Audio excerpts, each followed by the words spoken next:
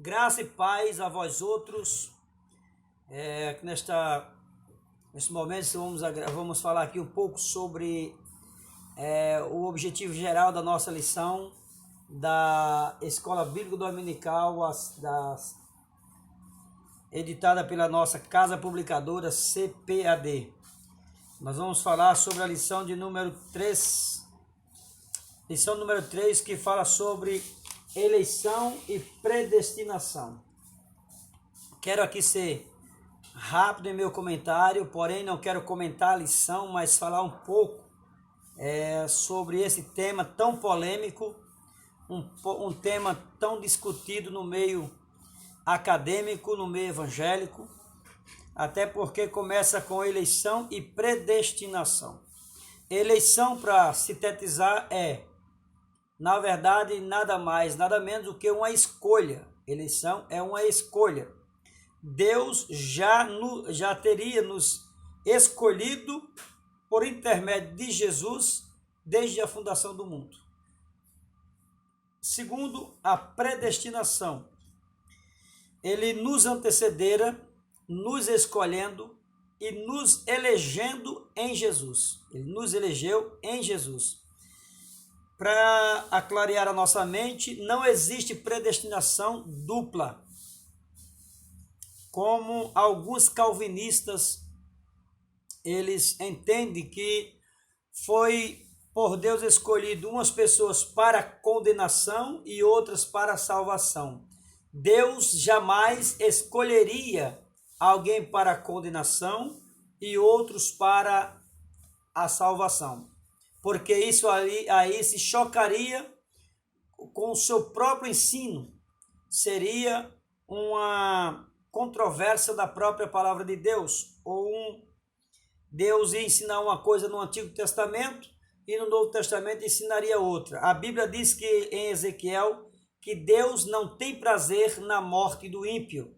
Se ele não tem prazer na morte do ímpio, ele também não escolheu ninguém para ser destruído, para ser morto e daí ir para o inferno. Ele escolheu as pessoas para serem salvas. Ele escolheu as pessoas para lhe servirem. Porém, a escolha é minha, a escolha do homem. Quando o homem decide servir a Deus ou não servir.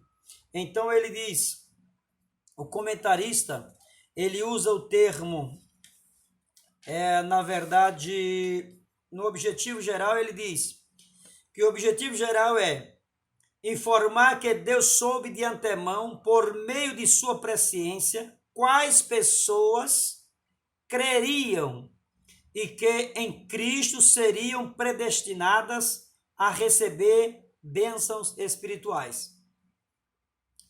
Bom, olhando no objetivo geral, é claro que pela sua presciência, Deus já sabia com antecipação quem creria e quem deixaria de crer. Isso é uma realidade. Porém, nós não pregamos doutrina com a predestinação dupla, porque seria uma coisa contra a própria vontade de Deus e contra a própria santidade de Deus. Deus é um ser santo e justo. E sendo Deus santo e justo, ele jamais escolheria alguém para ser salvo e alguém para ser condenado. Essa escolha quem faz sou eu. Essa escolha quem faz é você. A Bíblia diz que vinde a mim todos vós que estáis cansado e sobrecarregado, que eu vos aliviarei. Então, quando ele diz venha a mim, é a mesma coisa no capítulo 18, 3 e 4 de Mateus, quando ele diz deixai vir a mim as criancinhas, porque das tais serão o reino dos céus.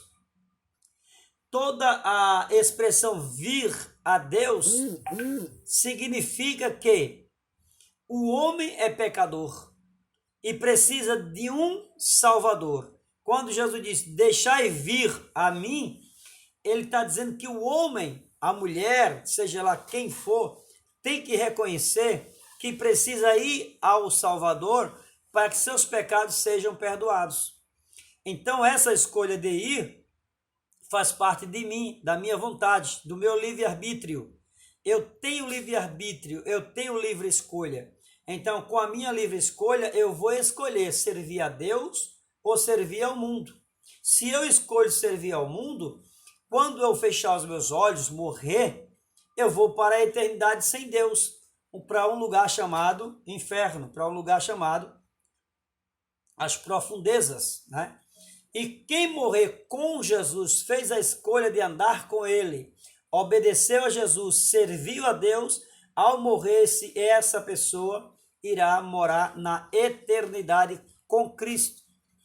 Então, queridos, na nossa lição nós temos eleição e predestinação, e são termos importantes na compreensão da doutrina da salvação. Esses vocábulos estão ligados entre si, porque eles andam juntos, eleição e predestinação.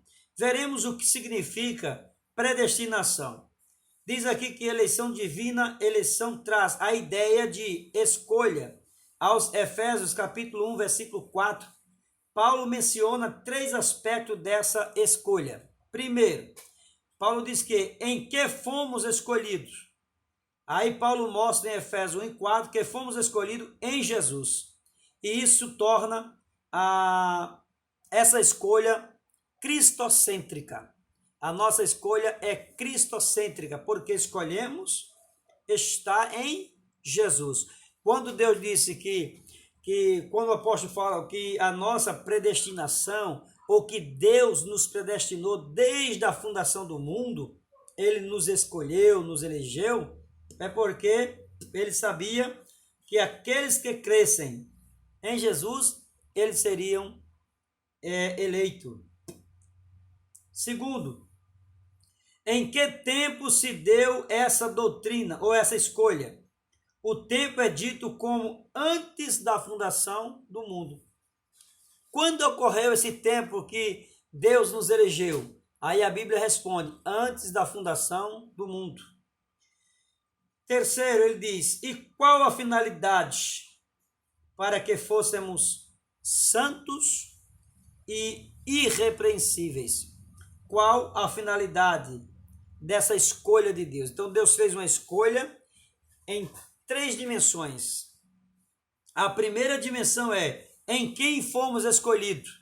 Em quem fomos escolhidos. Primeiro, fomos escolhidos em Jesus. Por isso é uma escolha cristocêntrica. Segundo, em que tempo se deu essa escolha? No tempo da eternidade com Deus, lá no passado, antes que o mundo fosse formado. Terceira, qual é a finalidade desta escolha ou desta eleição em Cristo? A terceira finalidade é para que sejamos santos e irrepreensíveis, que andemos em novidade de vida. Então, queridos, olhando neste patamar, entendamos uma coisa. Se eu escolho andar diante de Deus com o coração sincero, eu vou andar diante do mundo, testemunhando o amor de Deus que está arraigado em meu coração, dando testemunho da palavra de Deus. Assim, eu estou sendo uma pessoa eleita em Deus. A eleição é, como diz Donald Stamps, o editor da Bíblia de Estudo Pentecostal, fazendo uma análise ou uma comparação, dizendo que a igreja é como se ela fosse um barco e esse timoneiro é Deus. Deus está dirigindo este barco. Neste barco, todas as pessoas que aceitaram Jesus pela fé estão dentro deste barco, estão guardadas, estão eleitas. E este barco está caminhando ao seu destino, que é as mansões celestiais. Se alguém no trajeto desta viagem pularem do barco, essas pessoas não serão mais eleitas. Elas deixaram de ser eleitas e agora foram perdidas ou estarão perdidas porque pularam da navegação. Esta navegação, simbolicamente falando, é a igreja. As pessoas que se desviaram e morrer em seus delitos e pecados, foram para o inferno, infelizmente perderam a sua salvação. Alguns calvinistas dizem, porque nem todos dizem, mas a maioria dos calvinistas apregoam que, uma vez salvo, salvo para sempre. Mas não é bem assim que funcionam as coisas. Quando o homem aceita Jesus, ele está sendo salvo, porque a salvação, ela também abrange 3 aspectos: passado, presente e futuro.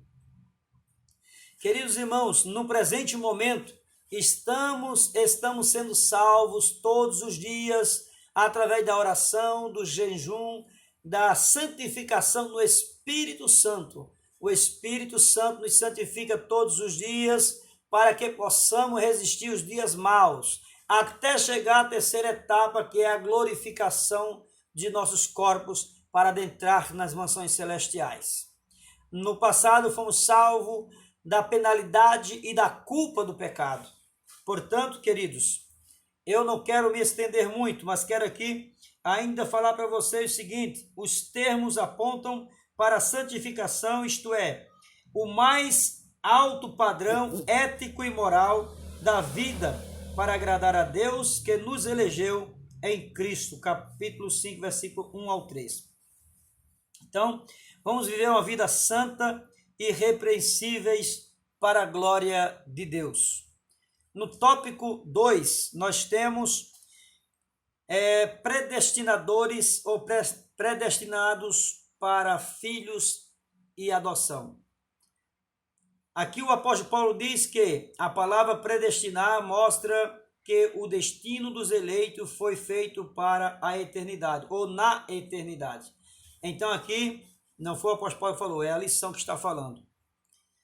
A predestinação, o termo